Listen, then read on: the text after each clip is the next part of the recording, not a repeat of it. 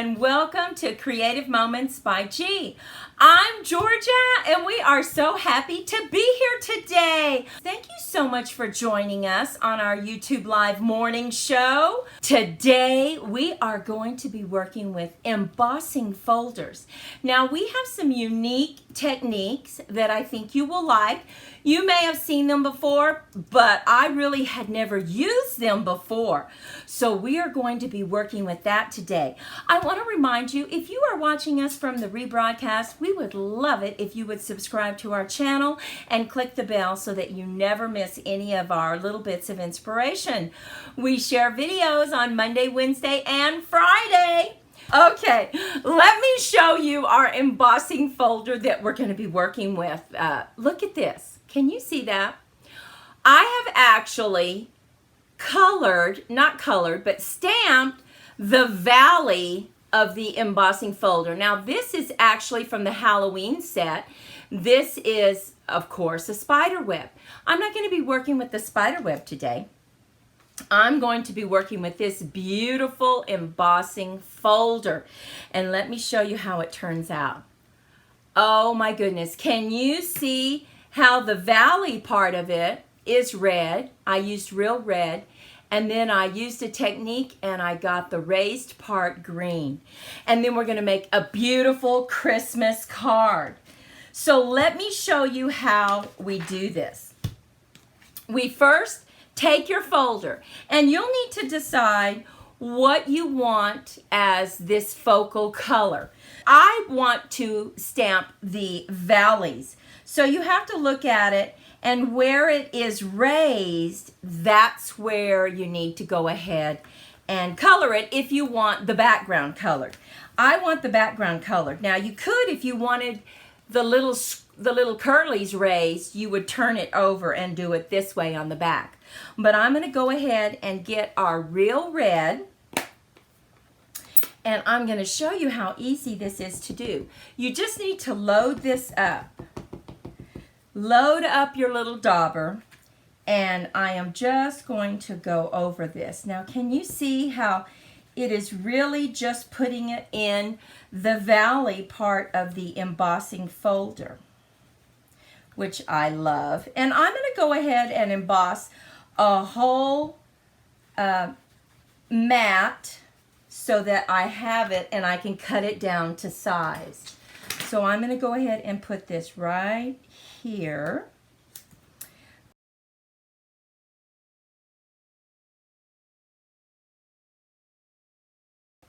Please stick around till the end because we have 3 more cards to show you that I think you'll really like.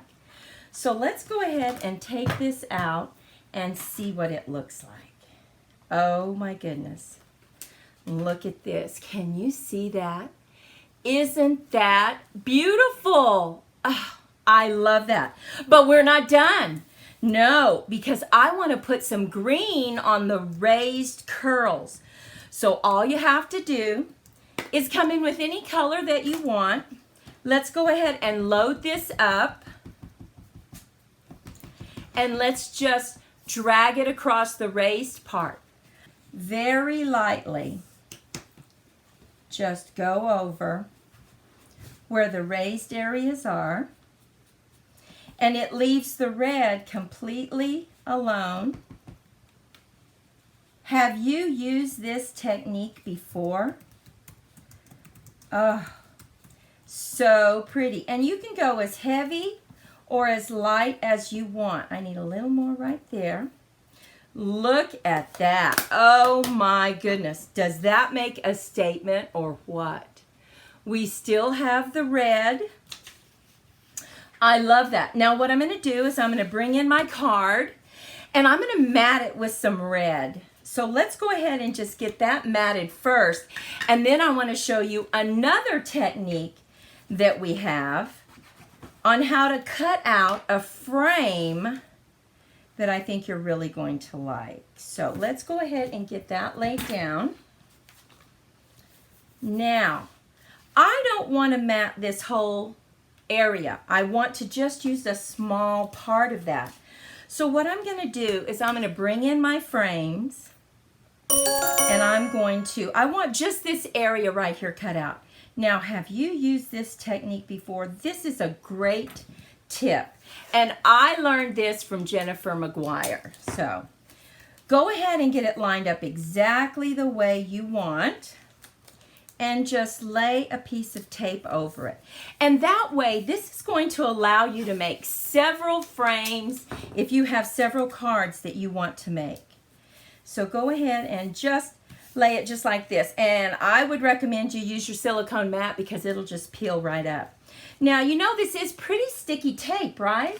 So what you want to do is get out your little buddy, your embossing buddy, and you want to give this a good dose of the embossing buddy.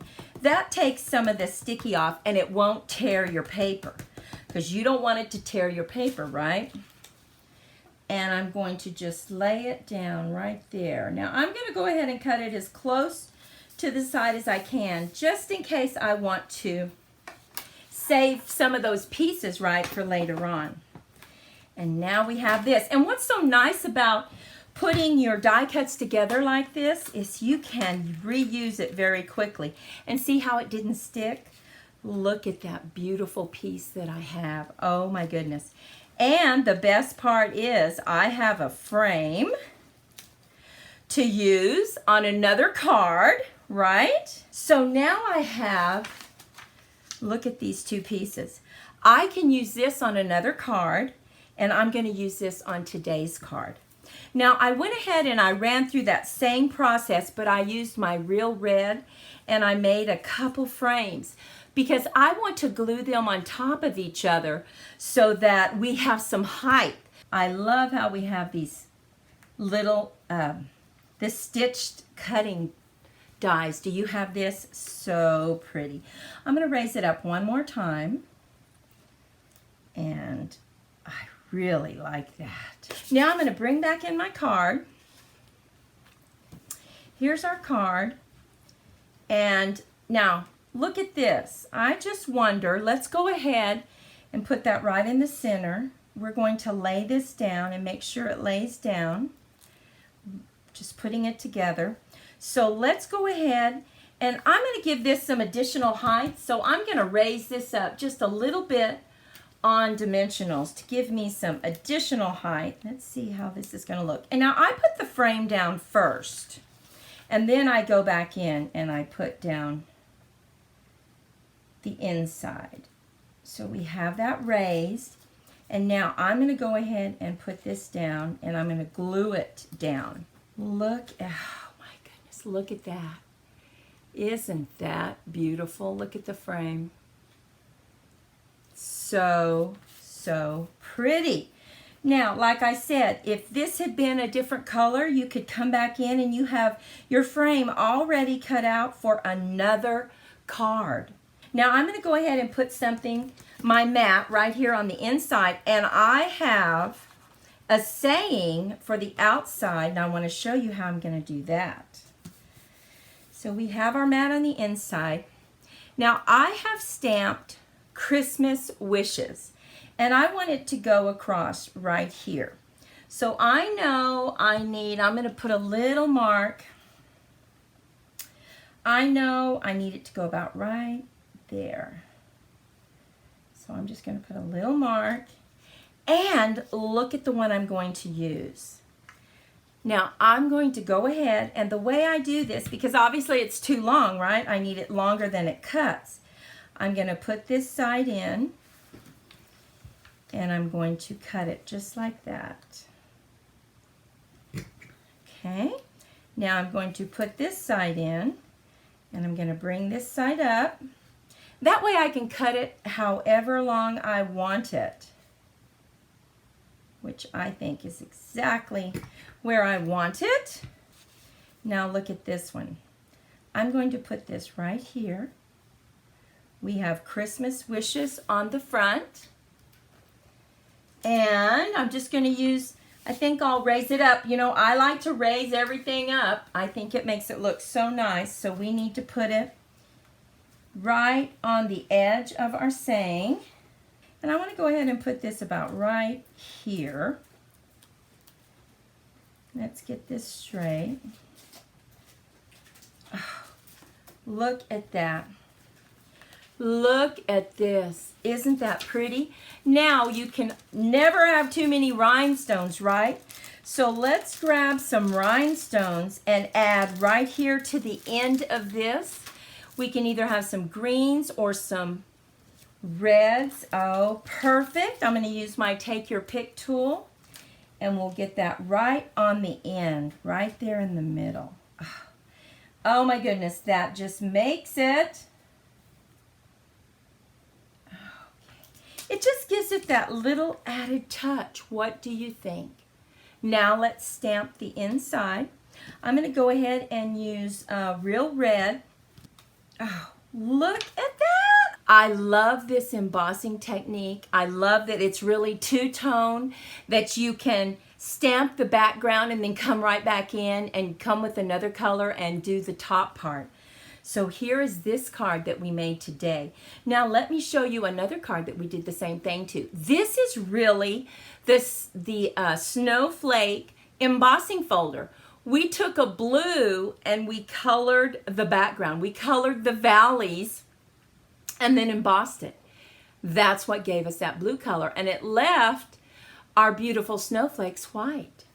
And we just used our beautiful silver paper. Now you might think, oh my goodness, that's a waste of paper. No, because we cut out these snowflakes. So right behind this piece of paper is a bunch of holes, right? Because you always want to make sure and use that paper. It's quite expensive, and so you need to punch the center out. And then look at the inside. May your season sparkle.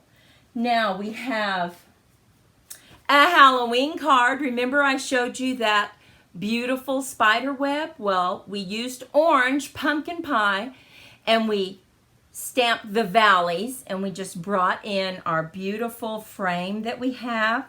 Use those vibrant colors. That's what makes it, of course. We love that one. And finally, our elegant stepped up card, of course. Look at this beautiful. This is the embossing folder. And we used our ink to go ahead and do the valleys. It left our flowers white. We love this frame. We cut out this frame and put it right in the center, and of course used our flourishes to give us some added dimension there. And look at this DSP. Isn't this quite beautiful, this gray stone? When I count my blessings, I count you twice.